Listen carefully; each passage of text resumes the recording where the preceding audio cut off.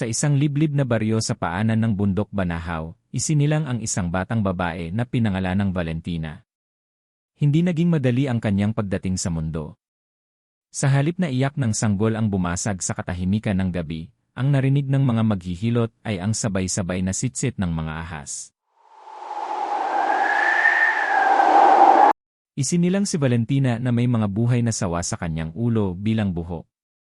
Ang kanyang ina ay pumanaw sa takot at panghihina, habang ang kanyang ama, sa halip na yakapin ang anak, ay itinuring siyang isang sumpa. Hindi lumaking masama si Valentina. Sa katunayan, siya ay mapagmahal. Noong bata siya, sinubukan niyang makipaglaro sa ibang bata, ngunit ang bawat paglapit niya ay nagdudulot ng sigawan at batuhan. Mapag-isa. Dahil itinaboy ng lipunan, natuto siyang mamuhay sa mga madidilim na kuweba, kung saan ang mga ahas lamang ang tanging nakakaunawa sa kanyang lungkot.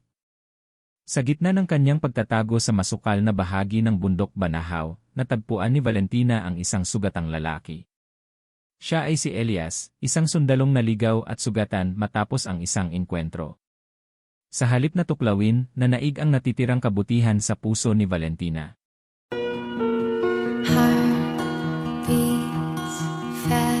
Ginamot niya ang mga sugat nito gamit ang mga halamang gamot na siya lamang ang nakakaalam. Nang magising si Elias, hindi siya sumigaw. Hindi siya nandiri. Dahil sa labo ng kanyang paningin noon, ang tanging nakita niya ay ang malambot na kamay na nag-aalaga sa kanya.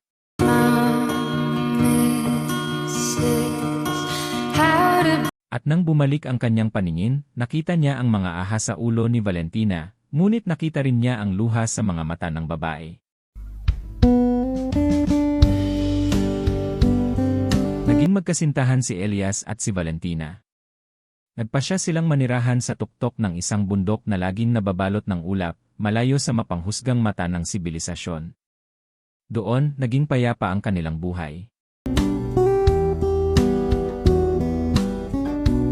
Nagtayo si Elias ng isang maliit na dampa na yari sa kawayan at nipa. Para sa kanya, ang mga ahas ni Valentina ay hindi sumpa, kundi bahagi ng babaeng nagligtas sa kanyang buhay.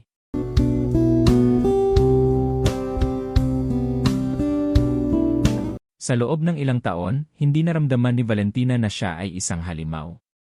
Sa piling ni Elias, siya ay isang asawa, isang kasama, at isang tao.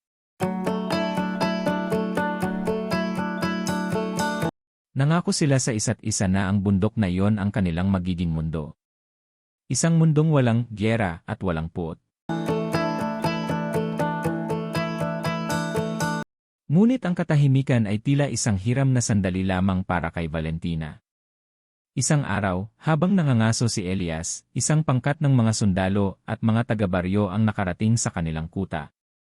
Ang layunin nila, hanapin ang babaeng ahas na balita ay nangingitlog sa kabundukan. Hinarangan ni Elias ang mga sundalo upang protektahan si Valentina. Sumigaw siya na ang asawa niya ay hindi masama. Sa gitna ng gulo, isang bala ang tumama kay Elias. Sa huling sandali ni Elias, narinig ni Valentina ang bulong nito. Tumakas ka na.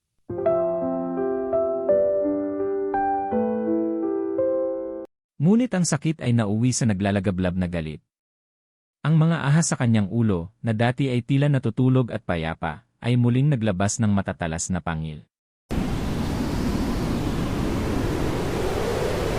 Doon niya napatunayan ang mundo ay hindi marunong magmahal ng katulad niya. Ang bawat putok ng baril ay tila kulob na gumigising sa natutulog na halimaw sa loob ni Valentina. Nang makita niyang bumagsak si Elias sa damuhan, dumanak ang dugo nito na kasing pula ng pag-ibig na ipinagkait sa kanila. Dito na nagsimula ang isang madugong gabi sa kabundukan. Hindi na nakilala ng mga sundalo ang babaeng nasa harap nila. Ang mga ahas sa ulo ni Valentina, na dati ay payapa sa piling ni Elias, ay tila naging mga buhay na latigo. Ang paghihiganti, sa isang iglap, naging mabilis at malupit si Valentina. Bawat sundalong nagtangkang lumapit ay tila naging bato. Lumapit si Valentina sa duguang katawan ni Elias. Nanginginig ang kanyang mga kamay habang hinahaplos ang mukha ng asawa.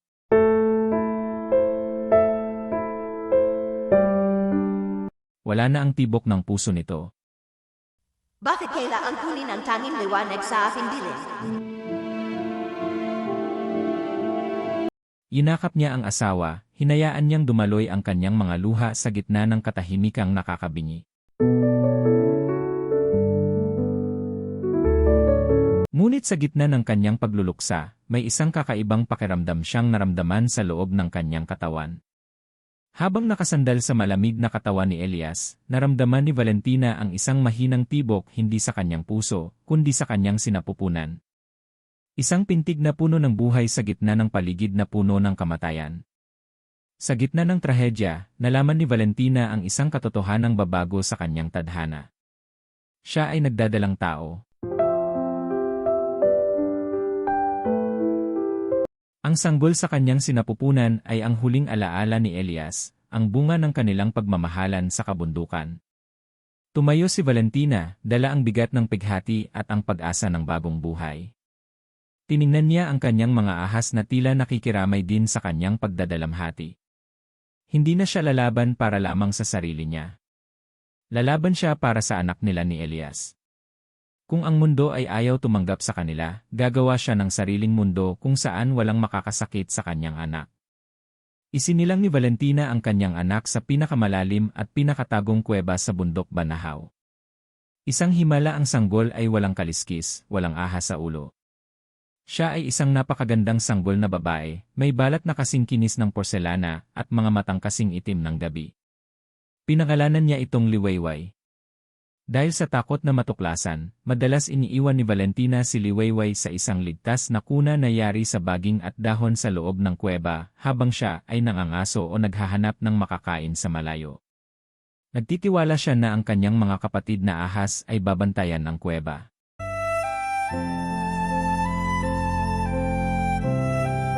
Makalipas ang 3 taon, ang katahimikan ng bundok ay bumasag ng mga ingay ng teknolohiya. Isang grupo ng mga sikat na vlogger ang nakarating sa bundok. Sila ay sina Chad, Alex, at Mia, kilala sa paggawa ng mga trending na video tungkol sa paranormal at sa mga nakakatakot na lokasyon.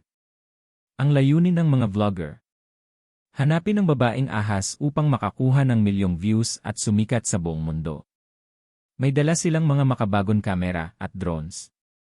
Ang bawat galaw nila ay live na ibinabahagi sa internet. Matapos ang mahabang paglalakad, nakita ng kanilang drone ang kuweba ni Valentina.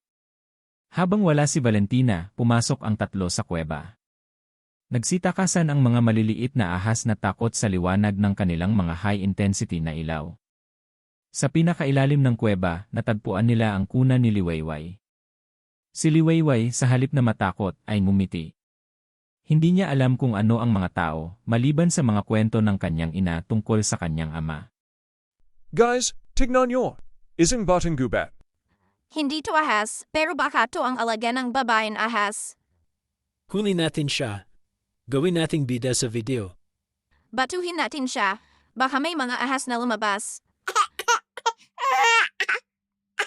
Ang 3 ay naging walang puso. Sinubukan ni Liwayway na umiyak nang bigla siyang hatakin ni Chad. Sinubukan ng 3 na takutin ang bata. Pilit nilang pinapasayaw at pilit nilang ginagalit upang makakuha ng reaksyon. Nakasulat sa kanilang live feed: ang anak ng babaeng ahas. Pilit nilang sinasabunutan, pinapalo ng mahina, at tinutulak-tulak ang bata habang tumatawa sila.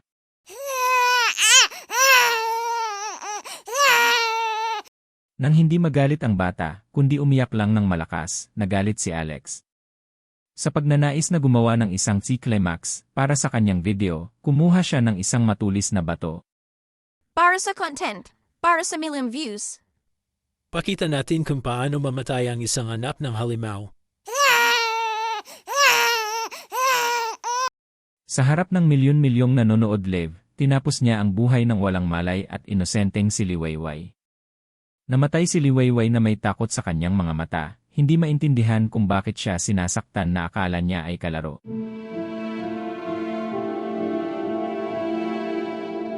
Ang Ang kanyang dugo ay dumanak sa kuna, katulad ng dugo ng kanyang ama noong una.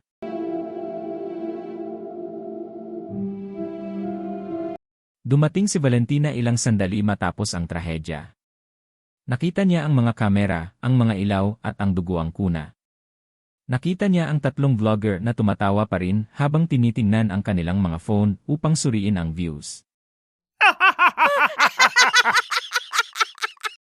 Sa isang segundo, parang huminto ang mundo para kay Valentina. Ang lahat ng natitirang kabutihan, lahat ng pagmamahal na tinago niya para sa kanyang anak, ay naging isang itim, naglalagablab, at walang hanggang galit.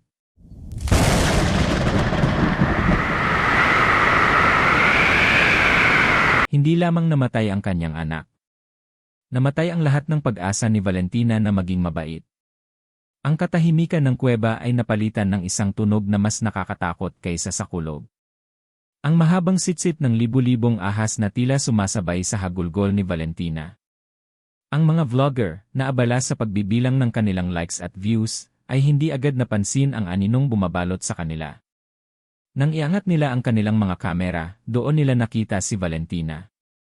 Hindi na ito ang babaeng nagluluksa, ang kanyang mga mata ay naging purong dilaw, at ang mga ahas sa kanyang ulo ay naglalaway ng itim na kamandad. Hindi binigyan ni Valentina ng pagkakataong makahingi ng tawad ang tatlo. Para sa kanya, ang bawat view sa kanilang video ay isang latay sa kanyang puso. Si Alex ang unang nakaramdam ng bagsik ni Valentina. Bago pa man siya makatakbo, naramdaman niya ang malamig na katawan ng isang higanting sawa na pumulupot sa kanyang mga binti hanggang sa leg. Hindi siya tinuklaw agad. Pinanood ni Valentina habang dahan-dahang nadudurog ang mga buto ni Alex. Ang bawat pag-crunch ng kanyang tadyang ay naririnig sa live stream na hindi pa rin namamatay. Sa harap ng kamera, ibinaon ni Valentina ang kanyang sariling mga kuko sa lalamunan ni Alex. Sinubukan ni Mia na magmakaawa, hawak ang kanyang mamahaling kamera. Trabaho lang to, para sa fans. Inutusan ni Valentina ang kanyang mga maliliit na ahas. Daan-daang ulupong ang gumapang sa katawan ni Mia. Nabulag at punong-puno ng kamandag, iniwan siyang buhay ni Valentina sa loob ng kuweba upang maramdaman ang bawat segundo ng unti-unting pagkabulok ng kanyang laman habang naririnig ang huling hininga ng kanyang mga kasama. Si Chad ang nakatakbo palabas, dala ang cellphone na nagla-live pa rin. Akala niya ay makakaligtas siya, ngunit sa bawat hakbang niya, may mga ahas na humaharang. Naabutan siya ni Valentina sa gilid ng bangin. Hinawakan siya ni Valentina sa buhok at pilit na ipinakita sa kanya ang screen ng kanyang cellphone. Nakita ni Chad ang libu-libong komento. Kill her. Nele is the camera shaking. Gusto mo ng trending? Heto ang huling content mo. Gamit ang kanyang lakas, binali ni Valentina ang mga braso ni Chad at itinulak ito sa bangin. Ngunit bago mahulog, sinigurado niyang nakatutok ang kamera sa sarili nitong mukha habang bumabagsak. Nang maubos ang mga vlogger, bumalik si Valentina sa loob ng kuweba. Kinuha niya ang duguang bangkay ni Liwayway at niyakap ito ng mahigpit.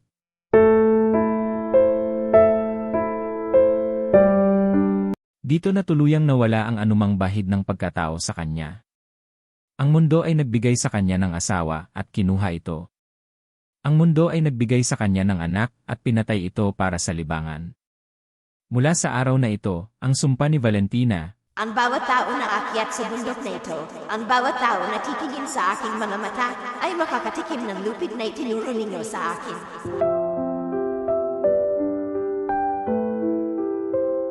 dahan-dahang naging bato ang puso ni Valentina, kasing tigas ng mga rebulto ng kanyang mga biktima. Ang kuweba na dati ay puno ng pag-asa ay naging isang libingan. Sa huli, sino nga ba ang tunay na halimaw? Ang babaeng may mga ahas sa ulo na nagnais lamang ng payapang buhay sa kabundukan o ang mga taong mapanghusga? Ang kwento ni Valentina ay hindi kwento ng isang kontrabida, kundi kwento ng isang pag-ibig na naging kamandag.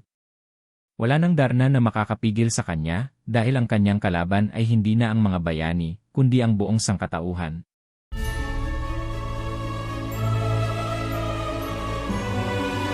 Maraming salamat sa muling pakikinig ng maikling kwento. Kung gusto mo pang makinig ng iba't ibang kwentong alamat, mga kwentong pambata na may aral at mga kababalagahan, bisitahin ang playlist ng Pinoy Horror Movie sa aking YouTube channel. At huwag kalimutang subscribe ang Jonas Mini Vlog para updated ka sa bawat kwento.